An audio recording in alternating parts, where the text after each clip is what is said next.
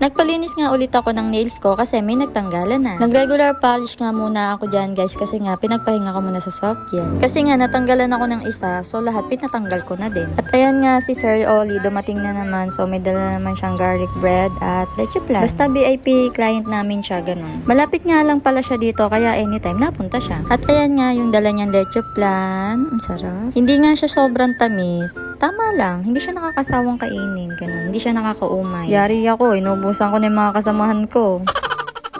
Nung time na yon, nandiyan na si Madam. So, after kong gawan si Madam, kumain din kami sa labas. Every weekend kasi, nandito si Madam sa amin sa clinic. Every weekend din siyang nagpapagawa ng mga services. Nagpapagawa din siya ng mga nails, massage, facial, mga ganyan. Ayan, waiting nga lang kami sa mga orders namin kasi gabi na rin kami nakapunta pag out namin. Oh, pa-cute pa yan. Feeling maganda.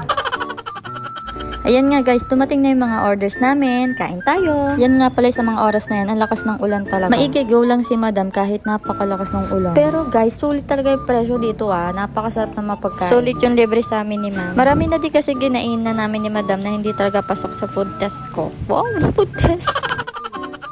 Hindi kasi, may kamahalan nga naman yung ibang pagkain pero hindi talaga pasok dun sa price na yun. Basta yun. Yun nga pala si Madam is mahilig din sa ramen. So, kami naman is mahilig kami sa rice, yung mga ganun. Silog. Kasi sa gabi na ako kumakain ng rice. So, baliktad na ako kumain ng rice. Hindi na ako kumakain ng tanghali ng rice. Nagpapabili na lang ako ng tinapay sa tanghali, then coffee, ganun. Coffee. Palpitate abutin mo, mi.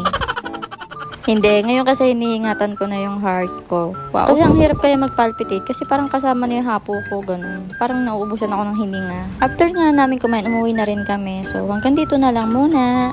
Bye!